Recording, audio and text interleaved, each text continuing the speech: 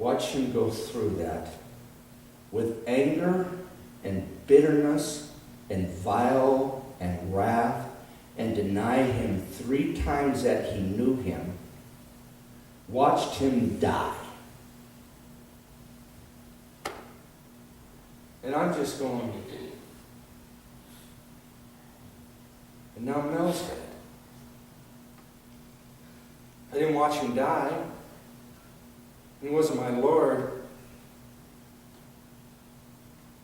I'm empty. I can't think about anything. I'm stunned. I'm in a daze. A day, 36 hours earlier, I was teasing him about his gold Corvette and how that I wanted it. And if I drove it around Lapway, they'd think that they had a pastor pimp on the corner. You know what I'm saying? And me and Mel we're teasing, I'm just teasing about it, going, dude, he goes, all I need to do is just, fire it up, charge up the battery, and he goes, it's got a little bit of gas in it. I said, dude, okay, that gas has been in it for like 4 years, dude, there's no more octane in the gas.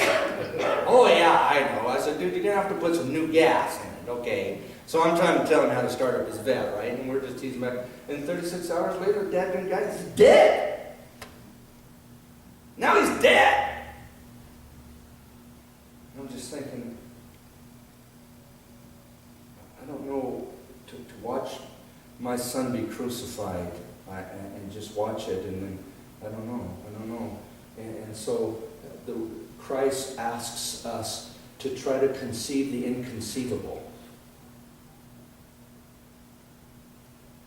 And as this man who was going to send his mom flowers 200 miles away, it took a little child, it took a little girl with a single rose to place it upon her freshly dug grave of her mother who had passed away. It took him that experience to bring him back to the reality of understanding the difference between valuable and precious. I don't think Peter ever in his entire life, till it came time to write the Gospels, did Peter ever use the word precious. But if you begin to read his writings, one of the first things he talks about is the preciousness. Amen. How? How is that possible? Because there was a change and a revelation. Mel had a revelation when he had his stroke. Mel became passionate, truly passionate about the things of God and about the Word of God.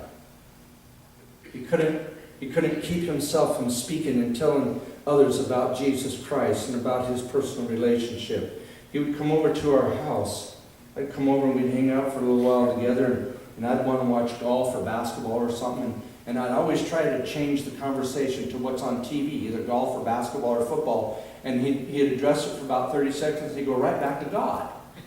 And I'm like, dude, okay, we both got God, okay? Can we not talk about the Patriots for just a few minutes? Please. Oh, okay, whatever. You know what I just love about the Lord is, and then he's right back to the God. Just couldn't stop it. The thing about Mel was that whatever he talked about concerning God, is it always fit. It always fit. It always was applicable. It always fit in our lives somehow. It was always relevant to any and all of us, what was going on. And understanding the difference between valuable and precious. None of us know, but when in a moment's notice our lives can end. Or someone that your loved one, your husband or wife, or son or daughter, or mom or dad, or whoever, just like that, life can be instantly taken from an individual. Let me encourage you to live life to the fullest. Let me encourage you in this. If you got money, spend it. Don't save up your money for someday. Okay? Someday. And people don't like spending their money because if they spend it, then they won't have it. Well, wait a minute. Depends on what you're spending it on. Okay? If I buy Mel's gold Corvette, I'm driving the Corvette.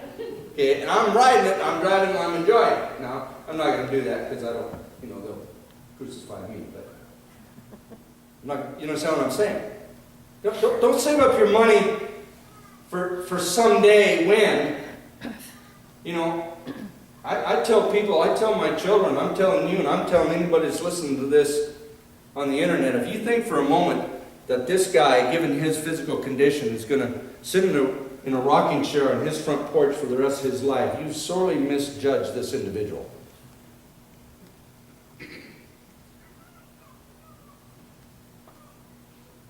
You got money, spend it.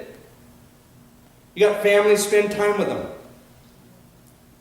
You haven't taken a vacation in a long time, take a vacation. I'm going to take a lot of time off in the month of July. The last 3 years, has been hard. Gone through kidney failure a couple times, heart attack and heart surgery. 17 days after my heart surgery, I was back at work preaching the gospel. I haven't had time to rest. I need to rest. It's been a hard 3 years, folks. I've never done that in my entire years of ministry.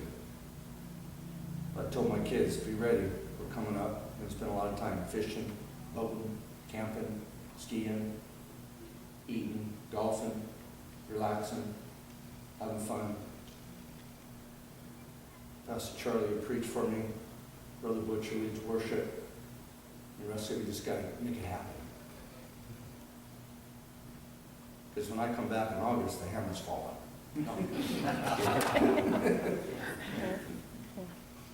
No, we'll take probably a few Sundays off.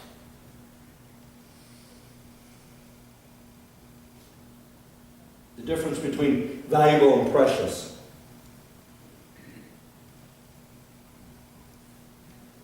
Do you see things from a valuable standpoint, or do you see them from a precious standpoint? People have many things. Bill's got all these guns, and at one point in time they were valuable to him. And I think later on they no longer held a value. Other things of preciousness took its place. That doesn't mean you still don't enjoy the things of value that we have in our lives. Absolutely. But let us take time. Let us take time as this young man who was going to send his mom flowers. I'd give anything if my mom was still alive so that I could drive up to Spokane and give my mom flowers. Give anything. Hallelujah. I would never send my mom flowers.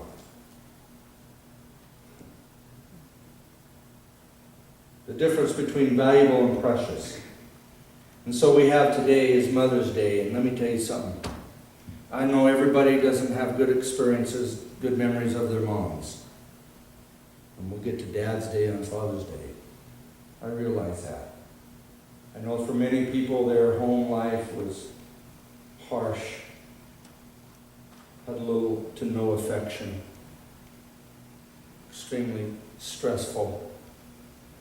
For so many people's lives, their mom is either an alcoholic, drug addict, or prostitute. I witnessed this little girl yesterday when we were at Walmart waiting for Linda to get out of the store. I witnessed this little 12 to maybe 12, 13, 14-year-old girl, cute little girl, long brown hair. Long story short, I watched her walk in front of the car, watched her go over to where people where people who smoke and they put out their cigarette butts. And she reached down in there and fumbled through the sand and grabbed a couple things, put them in her pocket. Went to the next 2 cigarettes butt stations, fumbled around in the stuff, grabbed a couple more, put them in her pocket. Saw her walk back, go back over to the road, go and sit down right there at the bus stop. take out of her pocket whatever he had and give it to the person next to her. I don't know if she was doing that for her or for him or for sex. I don't know. But I'll tell you one thing, it looked like bondage to me. You get my drift? It looked like bondage to me. Here's this little girl, this cute little girl.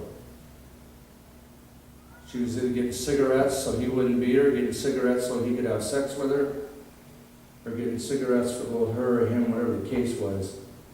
She was scrounging in about as depths of poverty as you can get. Let me tell you something, folks. We got a lot to be thankful for. Amen. We got a lot to be thankful for. Hallelujah.